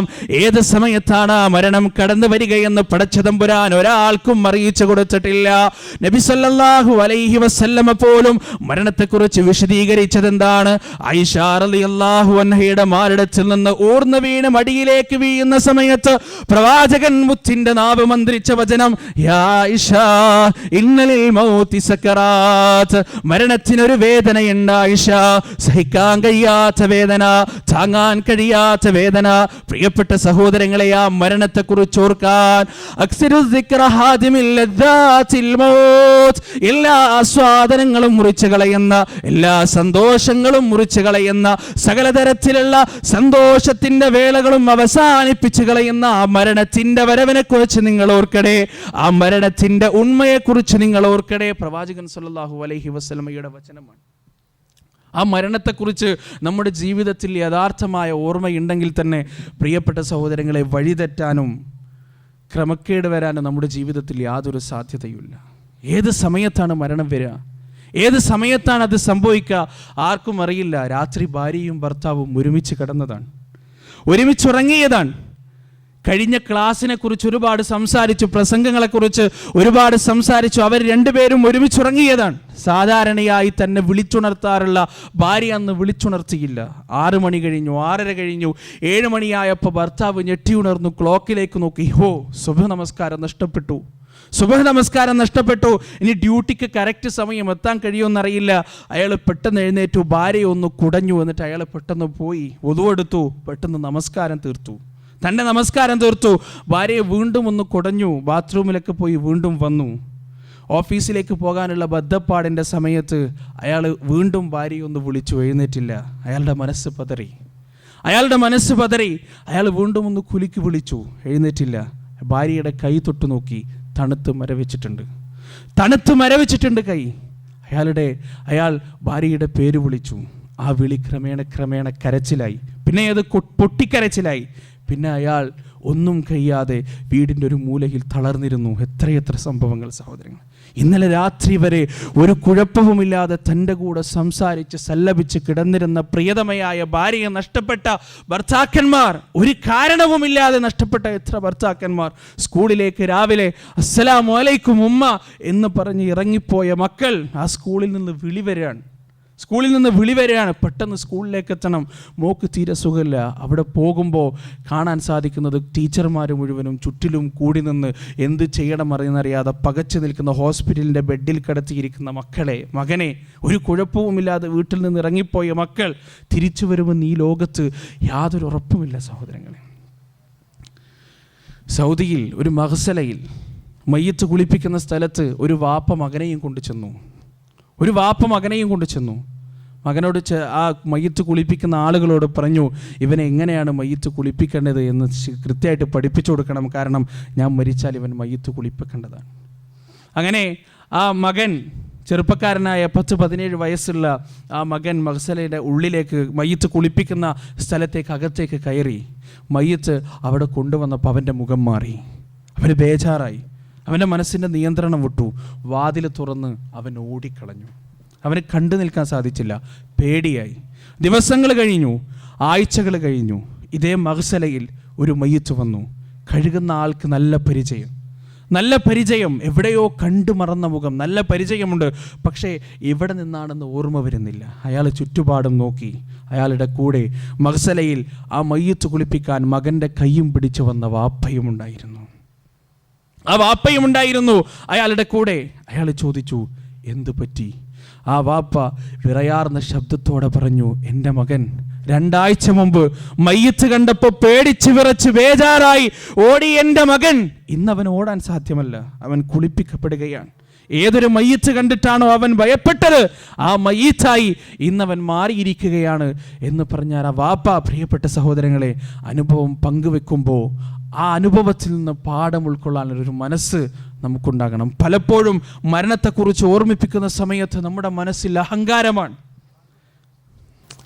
പലപ്പോഴും മരണത്തെക്കുറിച്ച് പറയുമ്പോൾ നമുക്കത് സംഭവിക്കാനില്ലാത്തൊരു സംഭവത്തെക്കുറിച്ച് വിശദീകരിക്കുന്ന പോലെയാണ്. എനിക്കത് സംഭവിക്കാനില്ല എന്നതുപോലെയാണ് അല്ലേ? മക്കത്ത് ഹറമിൽ മഹ്സലയിൽ ജോലിയെടുക്കുന്ന ഒരാൾ വളരെ സങ്കടത്തോടു കൂടി ഒരു സംഭവം പറഞ്ഞു. വളരെ സങ്കടത്തോടു കൂടി അയാൾ സഫാ മർവക്കിടയിലെ സ്ഥലത്തൂടെ നടന്നു വരുന്ന സമയത്ത് ഒരു പെൺകുട്ടി തൻ്റെ മൊബൈൽ പിടിച്ച്, പിന്നെ മുഖക്ക് ഇങ്ങനെ തുറന്നിട്ട് മൊബൈലും പിടിച്ച് ഇങ്ങനെ ഒരു വൃത്തികെട്ട കളിയൊക്കെ കളിച്ച് ഇങ്ങനെ വരികയാണ് ഹറമിൻ്റെ ഉള്ളിൽ നിന്ന്. ഈ മനുഷ്യൻ ഈ പെൺകുട്ടിയോട് പറഞ്ഞു കൊടുത്തു, മോളെ മരിച്ചു പോവണ്ടേ, ഏത് സമയത്താ മലക്കുൽ മൗത്ത് കടന്നു വരിക എന്ന് അറിയില്ലല്ലോ നിനക്ക്, നല്ല നിലയിൽ ജീവിച്ചൂടെ, ആ മൊബൈലൊന്ന് പോക്കറ്റിൽ വെക്ക്, ഹറമിലാണ് നീ ഉള്ളത്, ചാറ്റ് ചെയ്യുന്നവനോട് പിന്നെ വരാന്ന് പറയും, എന്നിട്ട് മലക്കുൽ മൗത്ത് വരുന്ന ആ സമയത്തിന് നീ ഒന്ന് ഓർക്ക് എന്ന് പറഞ്ഞപ്പോൾ ഈ പെൺകുട്ടി മറുപടി പറഞ്ഞു, അങ്ങനെയാണോ ഞാൻ ബാബുസലാമിലേക്കാണ് പോകുന്നത്, മലക്കുൽ മൗത്തിനോട് അങ്ങോട്ട് വരാൻ പറയും. ബാബുസലാമിലേക്കാണ് ഞാൻ പോകുന്നത്, മലക്കുൽ മൗത്തിലേക്ക് അങ്ങോട്ട് വരാൻ പറയും. ഈ മനുഷ്യൻ ഈ സംഗതി പറയുമ്പോൾ ശബ്ദം ഇടറിക്കൊണ്ടാണ് പറയുന്നത്. ഇയാൾ പറയുന്നു, പെട്ടെന്ന് അടുത്ത ഒരു 5 മിനിറ്റ് 10 മിനിറ്റ് തികയുന്നതിൻ്റെ മുന്നേ ഒരു മയ്യത്തിൻ്റെ വിവരം എനിക്ക് ലഭിച്ചു. ഇതേ ബാബുസലാമിൽ ഇതേ വാതിലിൽ ഒരു മയ്യത്തിൻ്റെ വിവരം എനിക്ക് ലഭിച്ചു. ഞാൻ അവിടെ ചെന്നപ്പോൾ ഈ മൊബൈലുമായി മലക്കുൽ മൗത്തിനെ കുറിച്ച് മുന്നറിയിപ്പ് നൽകിയപ്പോൾ പുച്ഛത്തോടുകൂടി എൻ്റെ മുഖത്ത് നോക്കി മറുപടി പറഞ്ഞ ഈ പെൺകുട്ടിയുടെ ശരീരം ചലനമറ്റ് കിടക്കുന്നതായാണ് എനിക്ക് കാണാൻ കഴിഞ്ഞത്. എനിക്കത് സഹിക്കാൻ കഴിഞ്ഞില്ല, ഞാൻ പൊട്ടിക്കരഞ്ഞുപോയി. സഹോദരങ്ങളെ, ഈ സമയത്ത് ഞാൻ ഈ മരണത്തെക്കുറിച്ച് ഓർമ്മിപ്പിക്കുന്ന സമയത്ത് നിങ്ങളുടെ ആരുടെയെങ്കിലും മനസ്സിൽ അത് ഓർമ്മ വരുന്നില്ലെങ്കിൽ, അതിനെക്കുറിച്ച് ഭയം വരുന്നില്ലെങ്കിൽ, സഹോദരങ്ങളെ ഓർക്കുക, നാം ഇവിടെ നിന്ന് വീട്ടിലേക്ക് എത്തും എന്നുള്ള കാര്യത്തിന് യാതൊരു ഉറപ്പുമില്ല. ഇവിടെ നിന്ന് നാം വീട്ടിലേക്ക് തിരിച്ചെത്തും എന്നുള്ള കാര്യത്തിൽ യാതൊരു ഉറപ്പുമില്ല. അങ്ങനെ മരണം അല്ലാഹു സുബ്ഹാനഹു വ തആല നിശ്ചയിച്ചിട്ടുണ്ടെങ്കിൽ ഒരു സൂപ്പർ സ്പെഷ്യാലിറ്റി ഹോസ്പിറ്റലിനും ജീവിതത്തിലേക്ക് നമ്മെ തിരിച്ചു കൊണ്ടുവരാനും സാധ്യമല്ല. നിങ്ങൾ കേട്ടതല്ലേ കഴിഞ്ഞ ആഴ്ച അബ്ദുള്ള രാജാവിൻ്റെ മരണം? ആരായിരുന്നു അദ്ദേഹം? ഞാൻ ആലോചിച്ചു പോയി, പടച്ചോനെ, ഈ ലോകത്ത് മെഡിക്കൽ സയൻസിനെ കൊണ്ട് ഒരു മനുഷ്യൻ്റെ ജീവൻ രക്ഷിക്കാൻ കഴിയുമെങ്കിൽ, മെഡിക്കൽ സയൻസിനെ കൊണ്ട് ഒരു മനുഷ്യന്റെ ആയുസ് ഒരു നിമിഷമെങ്കിലും നീട്ടാൻ സാധിക്കുമെങ്കിൽ, മെഡിക്കൽ സയൻസിനെ കൊണ്ട് ഒരു മനുഷ്യന് ഒരു ദിവസമെങ്കിലും ആയുസ് നീട്ടിക്കിട്ടാൻ സാധിക്കുമെങ്കിൽ, അത് ഈ ഗ്രഹത്തിലല്ല, ഈ രാജ്യത്തിലല്ല, ഈ ഗ്രഹത്തിലല്ല, അടുത്ത ഗാലക്സിയിലാണെങ്കിലും അവിടേക്ക് കടന്നു ചെല്ലാനുള്ള പണവും പ്രതാപവും ആ മനുഷ്യർക്ക് പടച്ച തമ്പുരാൻ നൽകിയിട്ടുണ്ട്. പച്ചയായ സത്യം, ലോകത്തിന് മുന്നിൽ അദ്ദേഹം മരണത്തോടുകൂടി വിളിച്ചു പറഞ്ഞ പച്ചയായ സത്യം എന്താണ്? സൂറത്തുൽ മുനാഫിഖൂനിന്റെ അവസാന ഭാഗത്തുകൂടി അല്ലാഹു സുബ്ഹാനഹു വ തആല പറയുന്ന അതുല്യമായ തത്വം. ആ തത്വം എന്താണ്? വലൻ യുഅഖിറല്ലാഹു നഫ്സൻ ഇദാ ജാഅ അജലുഹാ വല്ലാഹു ഖബീറും ബിമാ തഅമലൂൻ. വലൻ യുഅഖിറല്ലാഹു നഫ്സൻ ഇദാ ജാഅ അജലുഹാ. ദീർഘിപ്പിക്കില്ല, പിന്തിപ്പിക്കില്ല, ഒരു നിമിഷം പോലും, ഒരു സെക്കൻഡ് പോലും അധികമായി കിട്ടില്ല. അല്ലാഹു സുബ്ഹാനഹു വ തആല നിശ്ചയിച്ചു വെച്ച ആ മരണത്തിന്റെ വേള കടന്നു വന്നു കഴിഞ്ഞാൽ ഇല്ല ഒരു നിമിഷം പോലും ദീർഘിപ്പിക്കാൻ ഈ ലോകത്തുള്ള എത്ര സങ്കീർണമായ അതിനൂതനമായ ശാസ്ത്ര സാങ്കേതിക വിദ്യക്കും സാധ്യമല്ല. അത് അല്ലാഹുവിന്റെ വാക്കാണ്. പടച്ച തമ്പുരാന്റെ മനുഷ്യരാശിക്ക് നേരെയുള്ള വെല്ലുവിളിയാണ്. റബ്ബ് സുബ്ഹാനഹു വ തആല ഈ പ്രകൃതി നിയമങ്ങൾ എഴുതി ചേർത്ത കൂട്ടത്തിൽ എഴുതി ചേർത്തതാണ്. മലക്കുൽ മൗത്ത് അലൈഹിസ്സലാത്തു വസ്സലാം യാത്രാധ്വനിയുമായി ഒരു മനുഷ്യന്റെ അടുത്തേക്ക് കടന്നു വന്നു കഴിഞ്ഞാൽ അവന്റെ ആത്മാവുമായല്ലാതെ, അവന്റെ റൂഹുമായല്ലാതെ അദ്ദേഹം അല്ലാഹുവിന്റെ അടുത്തേക്ക് മടങ്ങിപ്പോകില്ല. ആ മരണത്തിന് രണ്ടവസ്ഥകൾ പടച്ച തമ്പുരാൻ പരിചയപ്പെടുത്തിയിട്ടുണ്ട്. പ്രിയപ്പെട്ട സഹോദരങ്ങളെ, എവിടേക്കാണ് നമ്മുടെ മടക്കം? എവിടേക്കാണ് നമ്മുടെ പോക്ക്? എന്തിനാണ് നമ്മുടെ യാത്ര എന്നതിനുള്ള മറുപടിയാണ് ഞാൻ പറഞ്ഞു വരുന്നത്. മരണമെന്ന അവസ്ഥയിലൂടെ, മരണമെന്ന പ്രതിഭാസത്തിലൂടെ, ഖബറെന്ന ജീവിതത്തിലൂടെ കടന്നുപോയി നമ്മുടെ തറവാട്ടിലേക്കാകണം നമ്മുടെ യാത്ര. ആ തറവാട്ടിലേക്ക് പോകാനുള്ള ഭാഗ്യം നമുക്ക് ലഭിച്ചിട്ടില്ലെങ്കിൽ നമുക്ക് പോകേണ്ടി വരിക നരകത്തിലേക്കായിരിക്കും. ഭീകരമായ നരകം.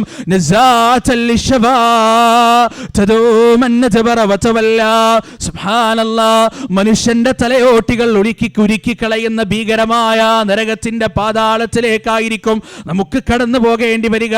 പ്രിയപ്പെട്ട സഹോദരങ്ങളെ, രണ്ടവസ്ഥകളാണ് ആ മരണത്തെക്കുറിച്ച് ഖുർആൻ പരിചയപ്പെടുത്തുന്നത്.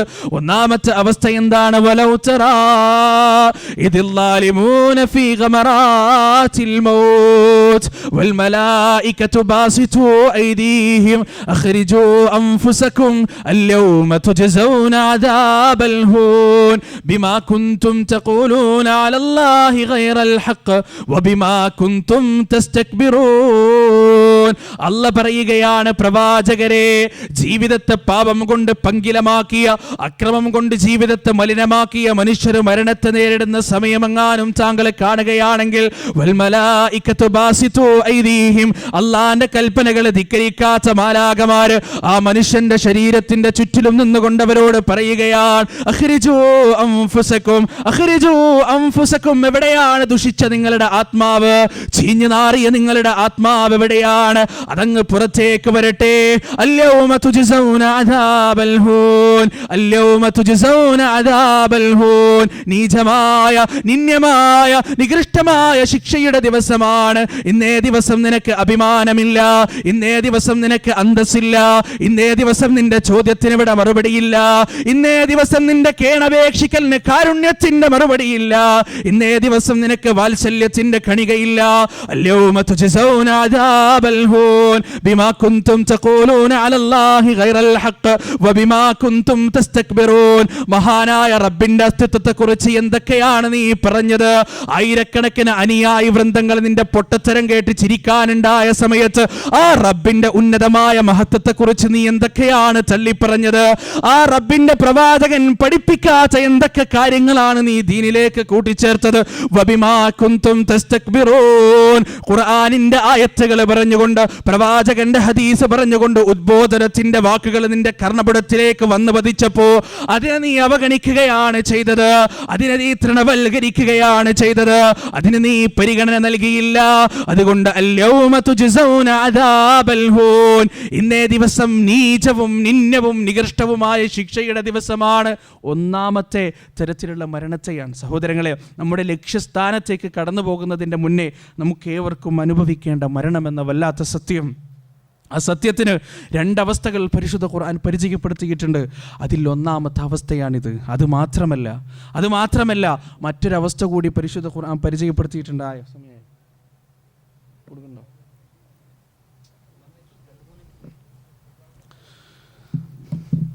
മറ്റൊരവസ്ഥ കൂടി അല്ലാഹു സുബ്ഹാനഹു വ തആല പരിശുദ്ധ ഖുർആനിൽ പരിചയപ്പെടുത്തിയിട്ടുണ്ട്. വല്ലാത്തൊരവസ്ഥയാണത് സഹോദരങ്ങളെ.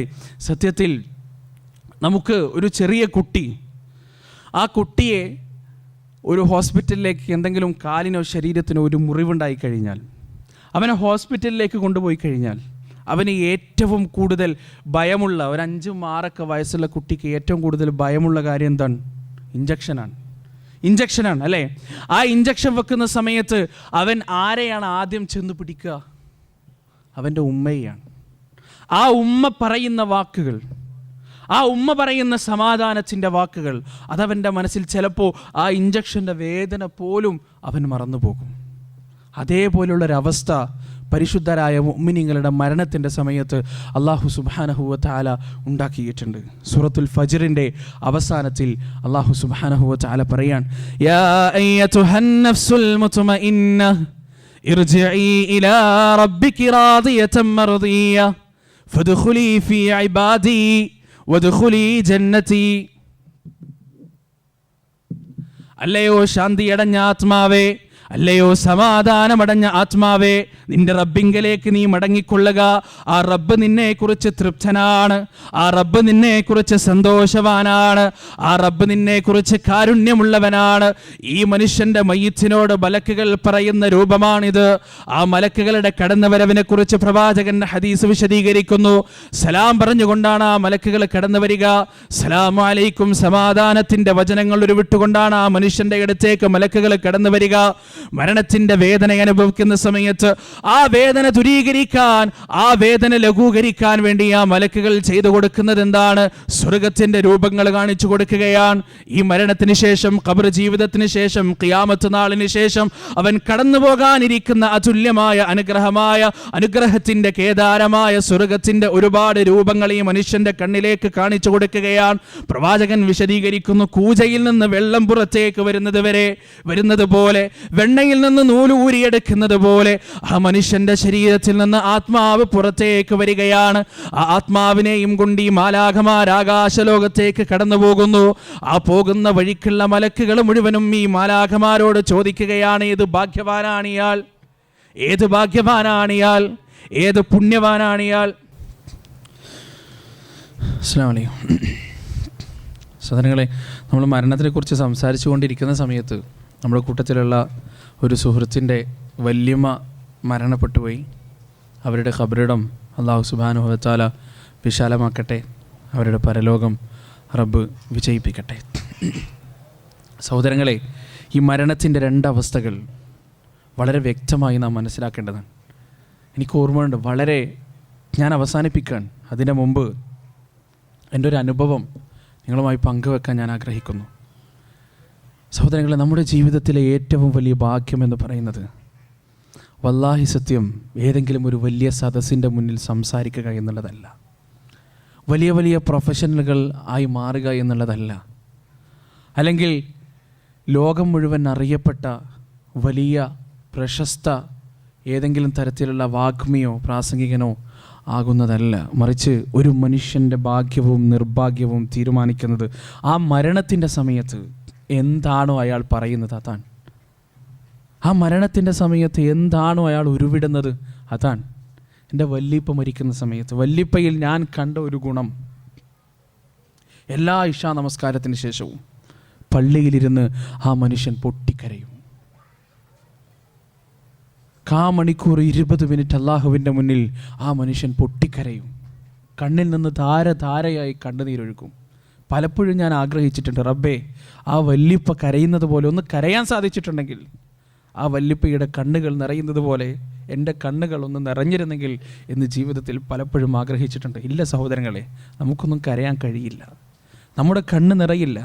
എപ്പോഴാണ് നമ്മുടെ ജീവിതത്തിൽ അള്ളാഹുവിനെ ഓർത്ത്, മരണത്തെ ഓർത്ത് ഒരു വേളയെങ്കിലും കണ്ണ് നിറഞ്ഞിട്ടുള്ളത്?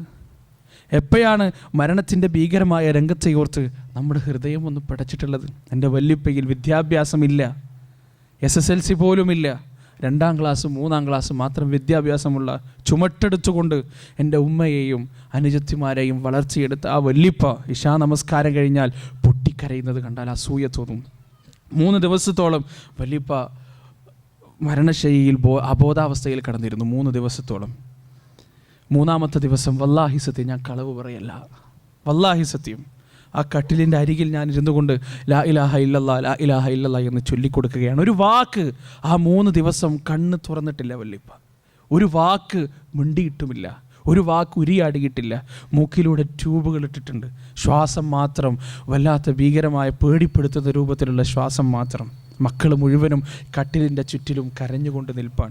പക്ഷേ 3ാമത്തെ ദിവസം ഏകദേശം ഒരു 11 മണി സമയമായപ്പോൾ വല്ലാഹി സഹോദരങ്ങളെ, ഞാൻ കളവ് പറയല്ല, ഞങ്ങളെയൊക്കെ അത്ഭുതപ്പെടുത്തിക്കൊണ്ട് കണ്ണ് തുറന്നു വെച്ച് ലാ ഇലാഹ ഇല്ലല്ലാ ലാ ഇലാഹ ഇല്ലല്ലാ ലാ ഇലാഹ ഇല്ലല്ലാ എന്ന് 3 വട്ടം പറഞ്ഞ് എൻ്റെ വല്യപ്പ മരണപ്പെട്ടു. കാമണിക്കൂർ കൊണ്ട് വല്യപ്പയുടെ മരണം സംഭവിച്ചു. സഹോദരങ്ങളെ, അതുപോലുള്ളൊരു മരണം, ആരുടെ ജീവിതത്തിൽ അവസാന വാക്ക് ലാ ഇലാഹ ഇല്ലല്ലാ ആകുന്നുവോ അയാൾ വിജയിച്ചുവെന്ന് പ്രവാചകൻ സല്ലല്ലാഹു അലൈഹി വസല്ലമയുടെ വാക്ക്, ആ വാക്ക് വളരെ വ്യക്തമായി ഞാൻ എൻ്റെ വല്യപ്പയിൽ കണ്ടു. സഹോദരങ്ങളെ, അതാണ് നമ്മുടെ ലക്ഷ്യം, അവിടേക്കാണ് നമ്മുടെ യാത്ര. ലാ ഇലാഹ ഇല്ലല്ലാ മുഹമ്മദുർ റസൂലുള്ളാഹ് എന്ന കലിമത്ത് പറഞ്ഞ് മരിക്കാനുള്ള ഒരു ഭാഗ്യം, അവിടേക്കാണ് നമ്മുടെ യാത്ര. ഒന്ന് ആലോചിച്ച് നോക്ക്. ഒരു പുരുഷായുസ് മുഴുവനും തൗഹീദിന് വേണ്ടി പ്രവർത്തിച്ച് പൊടി പുരണ്ട് കല്ലേറുകളും കൂക്കുവിളികളും സഹിച്ച് സുഹൃത്തുക്കളെയും നാട്ടുകാരെയും വീട്ടുകാരെയും കൂട്ടുകാരെയും കുടുംബക്കാരെയും മുഴുവനും വെറുപ്പിച്ച് ആരും തൻ്റെ ഭാഗത്തില്ലാതെ ബഹിഷ്കരണത്തിൻ്റെ അങ്ങേയറ്റം അനുഭവിച്ച് അവസാനം മരിക്കുന്ന സമയത്ത് ഏതൊരാദർശത്തിന് വേണ്ടിയാണോ നാം പ്രവർത്തിച്ചത്, ആ ആദർശത്തിൻ്റെ വാക്ക് ഉരുവിടാനുള്ള ഭാഗ്യം നമുക്ക് ലഭിച്ചിട്ടില്ല എങ്കിൽ പ്രിയപ്പെട്ട സഹോദരങ്ങളെ, നമ്മുടെ പ്രവർത്തനങ്ങൾക്ക്, നമ്മുടെ പ്രയത്നങ്ങൾക്ക്, നമ്മുടെ പ്രാർത്ഥനകൾക്ക്, നമ്മുടെ കണ്ണുനീരുകൾക്ക്, നമ്മുടെ പരിപാടികൾക്ക്, നമ്മുടെ പ്രസംഗങ്ങൾക്ക് എന്താണ് അർത്ഥം? അതുകൊണ്ട് സഹോദരങ്ങളെ, ഏറ്റവും അന്തിമമായ ലക്ഷ്യം, ആ മരണത്തിൻ്റെ സമയത്ത് മലക്കുൽ മൗത്ത് അലൈഹിസ്സലാത്തു വസ്സലാം ശരീരത്തിൻ്റെ അടുത്ത് വന്ന് നിന്ന് യാത്രയുടെ ധ്വനി മുഴക്കുമ്പോൾ, ഇല്ല, പ്രിയതമയായ ഭാര്യയ്ക്കും ഉറ്റ സ്നേഹമുള്ള മക്കൾക്കും മനസ്സിലുള്ള വികാരം എന്താണെന്ന് മനസ്സിലാക്കാൻ സാധിക്കാത്ത അനിർവചനീയമായ ആ അവസരത്തിൽ ലാ ഇലാഹ ഇല്ലല്ലാ ലാ ഇലാഹ ഇല്ലല്ലാ ഇല്ല, പടച്ച തമ്പുരാനല്ലാതെ ഒരു ആരാധ്യനും ഇല്ല എന്ന് പറഞ്ഞു മരിക്കാൻ നമുക്ക് സാധിക്കണം. അതാകണം നമ്മുടെ ലക്ഷ്യം, അവിടേക്കാണ് നമ്മുടെ യാത്ര. സഹോദരങ്ങളെ, അല്ലാഹു സുബ്ഹാനഹു വ തആല ആ മരണത്തിൻ്റെ സമയത്ത് ലാ ഇലാഹ ഇല്ലല്ലാ എന്ന കലിമ ചൊല്ലി മരിക്കാൻ, ആ മരണത്തിലൂടെ വിശാലമായ ഒരു ഖബറിലേക്കും ആ ഖബർ കഴിഞ്ഞ് അതിവിശാലമായ ഒരു സ്വർഗത്തിലേക്കും കാലെടുത്ത് വെക്കുന്ന ഭാഗ്യവാന്മാരുടെ കൂട്ടത്തിൽ എന്നെയും നിങ്ങളെയും ഉൾപ്പെടുത്തുമാറാകട്ടെ. നാഥ, ജീവിതത്തിൻ്റെ യഥാർത്ഥ ലക്ഷ്യം എന്താണെന്ന് മനസ്സിലാകാതെ താൻ തോന്നികളെപ്പോലെ ജീവിച്ചു മാടുകളും മരിച്ചു പോകുന്നത് പോലെ മരിച്ചു പോകുന്ന നിർഭാഗ്യവാന്മാരുടെ കൂട്ടത്തിൽ ഞങ്ങളെ നീ ഉൾപ്പെടുത്തരുതേ അല്ലാ. അല്ലാഹുവേ, ജീവിതത്തിൻ്റെ അന്തസ്സത്തെയും ജീവിതത്തിൻ്റെ ലക്ഷ്യവും മനസ്സിലാക്കിക്കൊണ്ട് നല്ല മുസ്ലിമിൻ്റെ മരണം കൈവരിക്കുന്ന ഭാഗ്യവാന്മാരുടെ കൂട്ടത്തിൽ ഞങ്ങളെ നീ ഉൾപ്പെടുത്തണേ അല്ലാ. അല്ലാഹുവേ, ലക്ഷ്യം മറന്ന അപകടകാരികളായ മനുഷ്യരിൽ നിന്ന് ഞങ്ങളെ നീ സംരക്ഷിക്കണേ അല്ലാ. ഞങ്ങളുടെ മക്കളുടെ കൂട്ടുകെട്ടുകളുടെ ദൂഷ്യഫലങ്ങളിൽ നിന്ന് അവരെ നീ സംരക്ഷിക്കണേ അല്ലാ. അല്ലാഹുമ്മ ഗ്ഫിർ ലിൽ മുഅ്മിനീന والمؤمنات والمسلمين والمسلمات الأحياء منهم والأموات إنك مجيب الدعوات يا قاضي الحاجات. ربنا ظلمنا أنفسنا وإن لم تغفر لنا وترحمنا لنكونن من الخاسرين. ربنا آتنا في الدنيا حسنة وفي الآخرة حسنة وقنا عذاب النار. ربنا تقبل منا إنك أنت السميع العليم وتب علينا إنك أنت التواب الرحيم. وصلى الله عليه وعلى آله وصحبه وسلم وآخر دعوانا أن الحمد لله رب العالمين. السلام عليكم ورحمة الله.